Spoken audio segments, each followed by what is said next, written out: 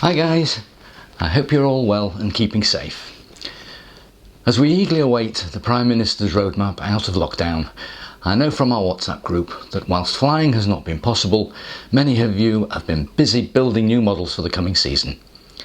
I'm sure whenever it is that we are allowed out into this fresh air, we'll see some lovely new models just chomping at the bit to get some air under their wheels.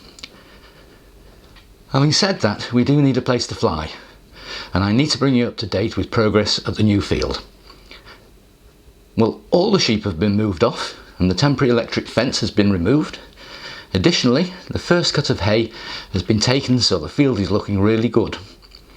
However, the strip remains very boggy and not at all suitable for flying at the moment. However, the good news is that having met with Steve Holt, our landowner, on several occasions, we've agreed to install proper land drainage of the flying area.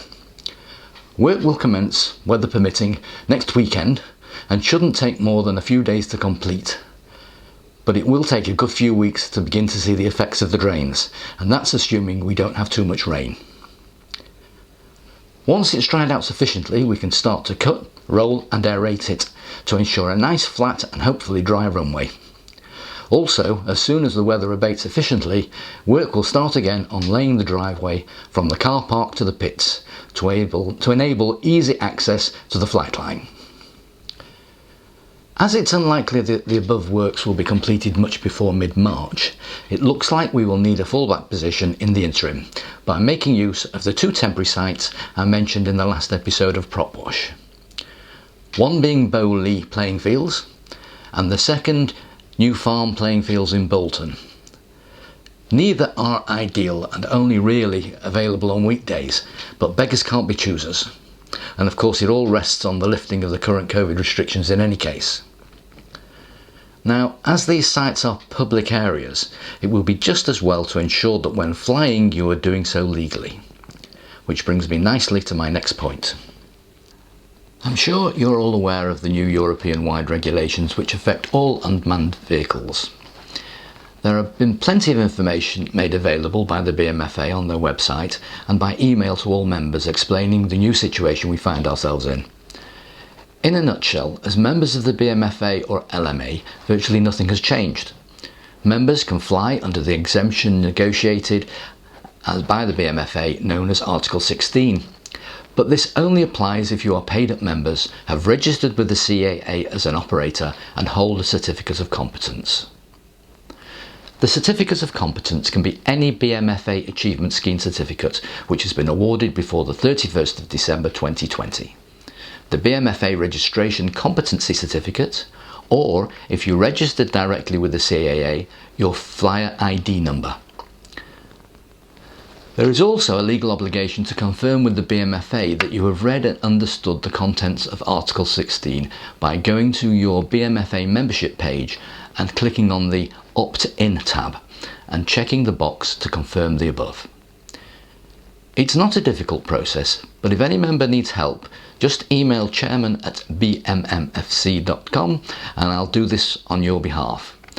It needs to be an email so that I have proof of your confirmation. Just as an aside, I might consider doing a short video on how to access the membership portal via the BMFA website. Just drop me a line in the comments below if you think it might be used to you. Now, I do know that some members have objected to CAA registration and not done so.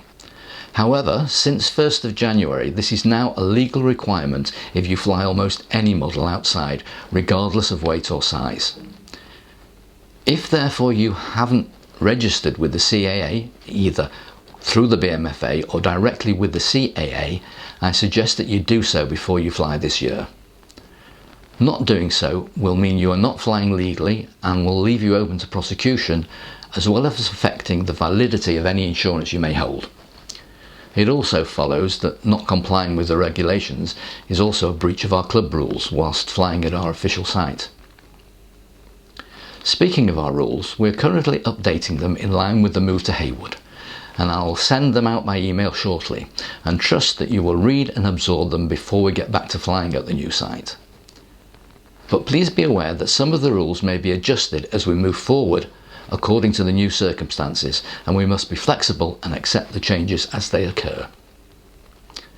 Now, there is a small workaround to Article 16 which allows anyone to fly more or less anywhere as long as your model is under 250 grams when it takes off, and this applies to fixed wing as well as multirotors. In 2019, with a view to the future, DJI introduced the Mavic Mini, a cute little version of the Mavic Pro which weighs in at the magic figure of 249 grams, ready to go. Believe it or not, these little beauties offer up to 4K video and 12 megapixel stills and a useful range of around 1.5 to 2 kilometers. Of course, the legendary DJI flight characteristics apply to the Mini as they do to the original Mavics, and they are rock steady in all but the windiest of conditions. But of course, not everyone wants to fly a multirotor, and in this month's RC-M&E magazine, there is an article about one chap's effort to build a flying wing under the magic 250 grams. In fact, not only is it a decent size and capable of flying in a bit of a breeze, but it's even got an FPV camera on board. The internet abounds with models that weigh less than 250 grams and produced by manufacturers such as eFlight and Durafly, and they're all really good fun to fly. As I say, at this weight you can fly just about anywhere, providing of course you are not endangering life and limb of any uninvolved persons or property, and you don't even have to register it with the CAA if it doesn't have a camera fitted. Well, that's about it for the time being, and as soon as the weather gods cast a favourable glance in our direction, and we've all had our jabs, we'll be back out in the wild blue yonder committing aviation once again. So, stay safe, we'll see you all soon, cheerio for now.